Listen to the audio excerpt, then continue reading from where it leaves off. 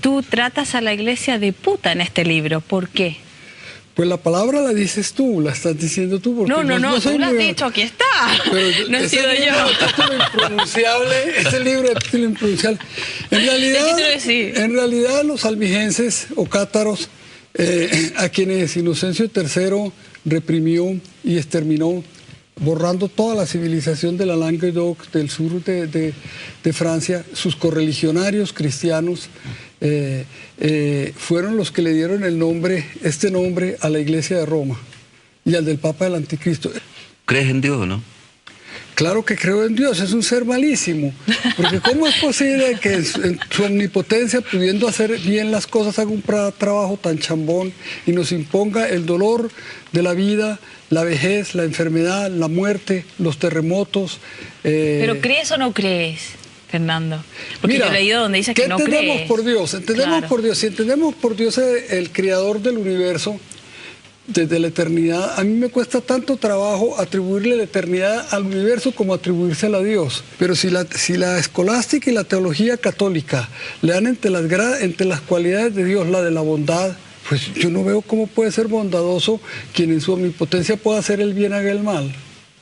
Dices aquí también que la iglesia es tergiversadora de la historia. ¿Por qué lo dices? La iglesia se pasó toda la Edad Media, desde que subió al poder en el año 312, cuando se subió al carro de la victoria de Constantino, del emperador Constantino, un genocida, hasta cuando le quitó el poder, el Risorgimento italiano, el poder temporal, le quitó la ciudad de Roma y los dominios pontificios. La iglesia no hizo sino falsificar documentos y tergiversar la verdad. Ella era la dueña de la escritura. Ella produjo la oscuridad de la Edad Media. Durante toda la Edad Media falsificó. A los 100 años de que Gutenberg inventó la imprenta de tipos móviles, la iglesia creó el índice de libros prohibidos para arrojar la libertad de expresión. Fernando, hace pocos días aquí en un diario chileno, La Tercera, salió esta noticia.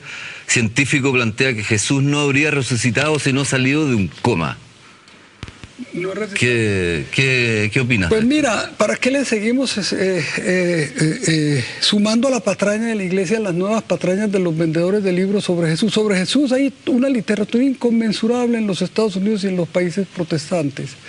Sobre su historicidad, que no es probable. Sobre ¿Tú Pablo igual. cuestionas la existencia de Cristo en el libro? Sí. Pero, dices que es como una unión de todas las de dioses y profetas más antiguos. Sí, pero dejemos la teoría de qué es, cuál Cristo de todos, porque la iglesia tiene tres muy distintos.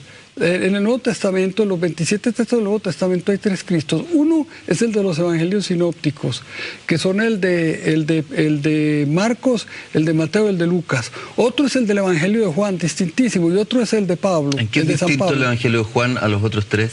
Son distintísimos. Cristo de Pablo es una entidad teosófica casi sin carne ni hueso, pese a que muere y resucita.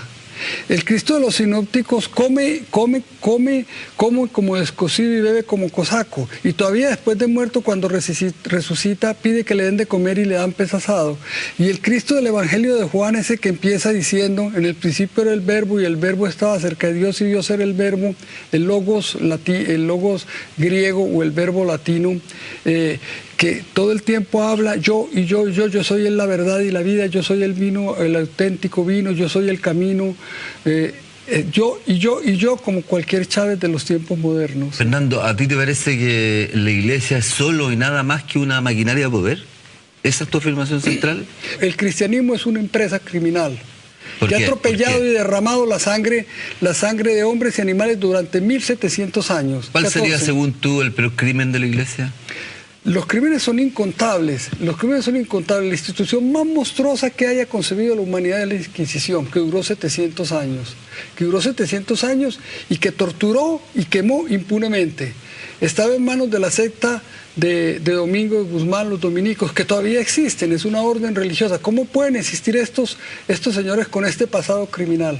A los nazis no se les puede hacer la apología en el país donde surgieron, en Alemania, porque es una empresa criminal que solo atropelló a la humanidad 13 años.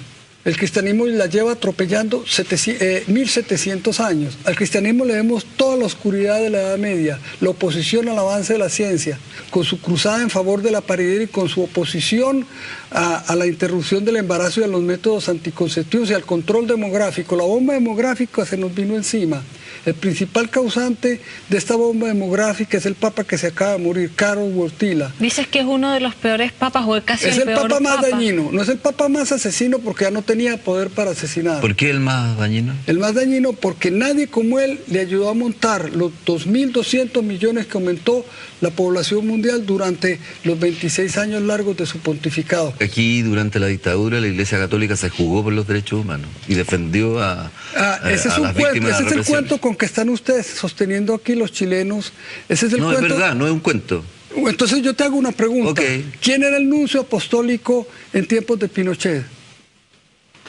Ángelo Sodano. Sodano, sí. Ángelo Sodano. Ángelo Sodano era amigo de Pinochet. Ángelo Sodano dejó la nunciatura apostólica de acá, que ejerció durante 10 años, para ir a ocupar el segundo puesto del Vaticano, que es el de secretario de Estado. Después del Papa, era el más poderoso. Así lo premiaron. Así le premiaron su amistad de Pinochet. Él no sabía lo que se estaba jugando la iglesia aquí, que perseguía Pinochet a los curas. Entonces se quedó callado Wojtyla, alias Juan Pablo II. Se quedó callado exactamente como se quedó callado Pío XII cuando todo el episcopado alemán, todo en bloque, echaba al vuelo las campanas en honor del Führer, en honor de Hitler. ¿Qué significado decir todas estas cosas? ¿Qué ha pasado? ¿Qué te dice la gente o qué te dice la iglesia? ¿Qué te han dicho en Colombia, un país que es católico, en México que también lo es? Pues mis tesis las estoy sosteniendo con este libro, que yo no vengo a promover aquí porque yo no soy vendedor de libros. Yo vengo a defender una causa, que es la que está en el fondo de este libro. El libro empieza a circular.